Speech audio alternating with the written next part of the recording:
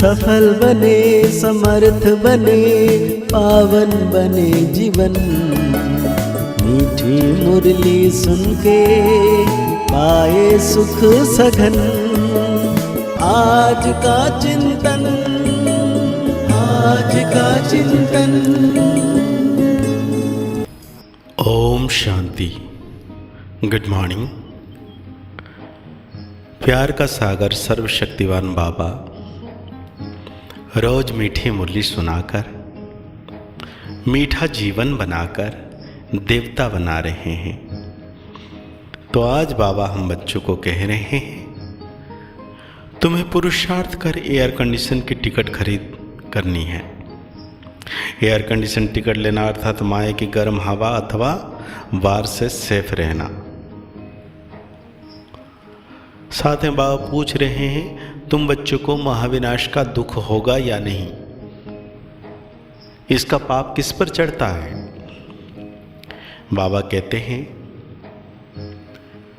तुम्हें इस महाविनाश का दुख हो नहीं सकता, क्योंकि तुम तो फरिश्ता बनते हो। तुमको नॉलेज है कि अब सभी आत्माओं को मच्छर सदृश वापस घर जाना है। तुम्हें किसी की मौत पर दुख नहीं होता, क्योंकि तुम साक्षी हो, देखते हो। तुम जानते हो आत्मा तो सदा अमर है। इस विनाश का पाप किसी पर भी नहीं लगता। यह तो जैसे लड़ाई का यज्ञ रचा हुआ है। सभी लड़ मर कर घर वापस जाएंगे, यह भी ड्रामा की भाभी है। बाबा ने बहुत प्यारा सा गीत याद किए हैं। महफिल में जल उठी क्षमा परवाने के लिए, प्रीत बनी है दुनिया में मर जाने के लिए। महफिल में जल उठी क्षमा। बच्चों ने एक लाइन गीत की सुनी। यह महफिल है किसकी? ज्ञान सागर की, जिसको फिर मनुष्य इंद्र की महफिल कहते हैं। इंद्र सभा। बहुत मनुष्य समझते हैं इंद्र पानी की वर्षा बरसाते हैं। बच्चे समझते हैं यह ज्ञान सागर परमपिता परमात्मा की सभा है। इसमें परवाने बैठे हैं, जीते जी इनके बन जाने से, अर्थात इस दुनिया से मर जाने के लिए, क्योंकि जीव आत्माओं की यह पुरानी दुनिया पसंद नहीं है। इसमें सब एक दो से लड़ते रहते हैं। बाप कहते हैं, मैं स्वर्ग स्थापना करता हूं। तो बच्चों में भी नंबरवार है। कोई पुखराजपुरी, कोई नीलमपरी, नाम तो बहुत है। यह भेंट की हुई है। कई बच्चे अच्छे सेंसिबल बन औरों की सर्विस में लग जाते हैं। तुम जानते हो बाबा आत्माओं की महफिल में आया हुआ है, परंतु इनको जो अच्छी रीति जानते हैं वो इनके सम्मुख प्रैक्टिकल में है। इस समय कोटों में कोई ही जानते हैं। जो परवाने हैं वही जानेंगे। जो फिदा हो जाते हैं, बाबा के बन जाते हैं। यह तो समझाया गया है। यह है जीते जी मरना। बाबा मैं आपका हूँ। पहले हम आपके पास अशरीर रहते हैं, फिर यहाँ आकर शरीर लेते हैं। बच्चों को जो भी ज्ञान मिलता है यह और कोई दे नहीं सकता, क्योंकि बाप को नहीं जानते हैं। बाबा कहते हैं, नई दुनिया में रहने वाले तो बहुत फर्स्ट क्लास चाहिए। यहां कोई मरे तो तुमको थोड़ी दुख होगा। दुख होगा ही नहीं। ना यहां दुख होगा, ना वहां दुख होगा। तुम तो साक्षी हो, देखते हो। इसने जाकर दूसरा शरीर लिया अपना पार्ट बजाने के लिए। तुम्हारे में भी सब निश्चय बुद्धि नहीं है। गृहस्थ व्यवहार में रहते पांव से चोटी तक अब खुशी का पारा चढ़ रहा है। फिर कोई का कम, कोई का जास्ती। कोई को फिर पाई का भी नहीं चढ़ता, जैसे आटे में नमक, उनको फीका ही कहेंगे। मालूम पड़ता है कि उनको नारायणी नशा चढ़ता है। किन्हीं को माता पिता की सर्विस करते हैं, जो ऐसे नहीं गृहस्थ व्यवहार में सर्विस कर नहीं सकते हैं, वो तो और ही जास्ती सेवा करेंगे, और ही जास्ती माँ बाप का नाम भला करेंगे। गृहस्थ व्यवहार में रहकर कमल फूल समान अचल अडल बनकर फिर औरों को भी बनाते हैं, तो उन्हों की महिमा जास्ती है।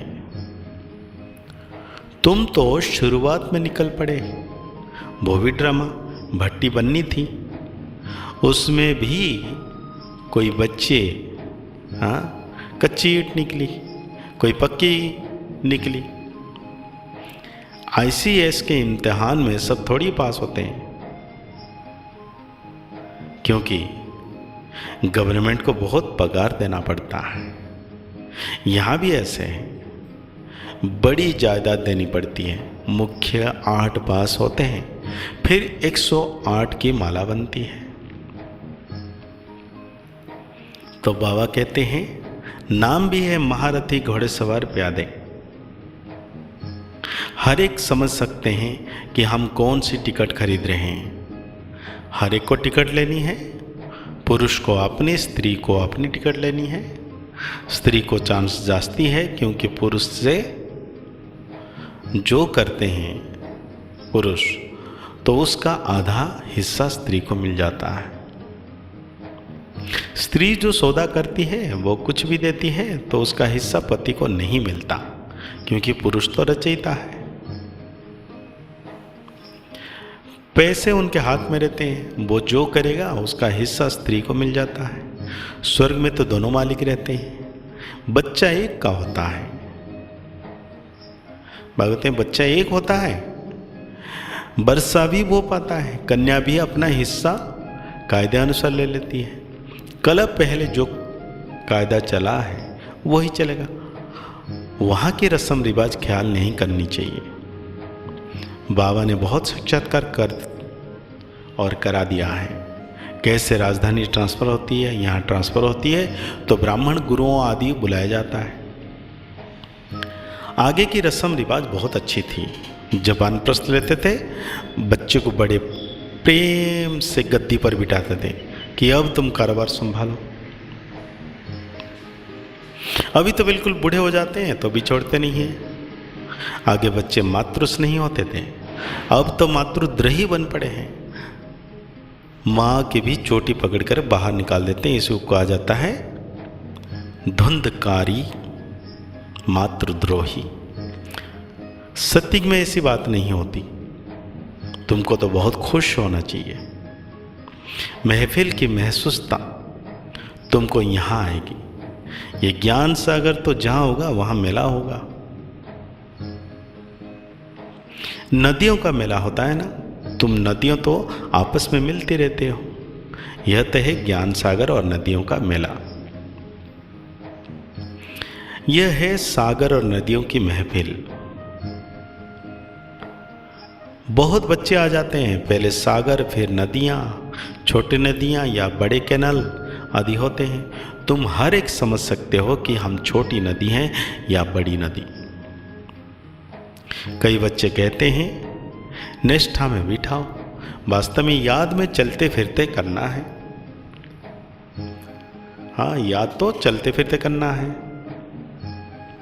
परंतु जो सारे दिन याद नहीं करते उनको बिठाया जाता है।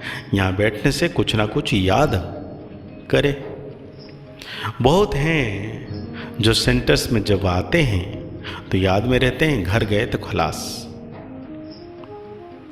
याद करने की प्रैक्टिस नहीं है, बुद्धि और तरफ भटकती है। बच्चों को समझाया गया है कि आत्मा स्टार है, जिसको बिंदी भी कहते हैं। तो आज बाबा हम बच्चों को धारणाओं में कहते हैं, शिव बाबा से मिला हुआ खजाना सभी को बांटना है।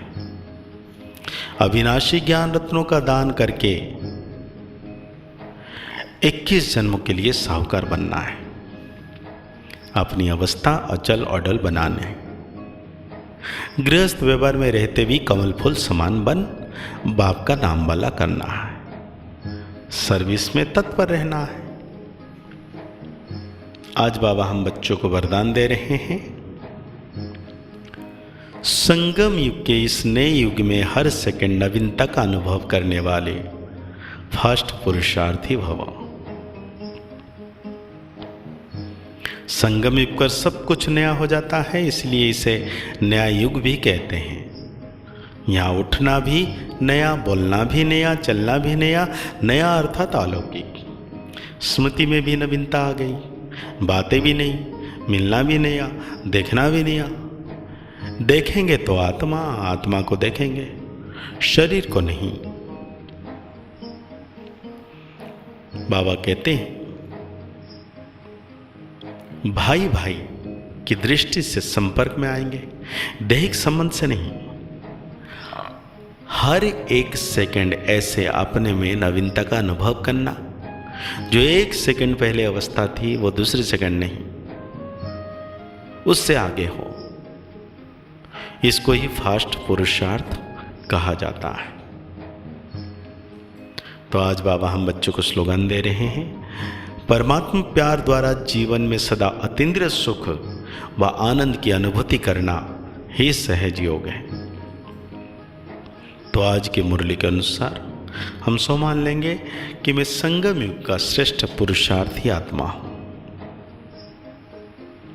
मुरली को और गहरी रीति से चिंतन करते हुए निरंतर सर्वशक्तिवान बाबा की याद में रहना है कि बाबा मेरे साथ हैं। मुस्कुराते रहिए, आगे बढ़ते रहिए, पुरुषार्थ करते रहिए, खुश रहें, स्वस्थ रहें, मस्त रहें। ओम शांति, ओम शांति, ओम शांति।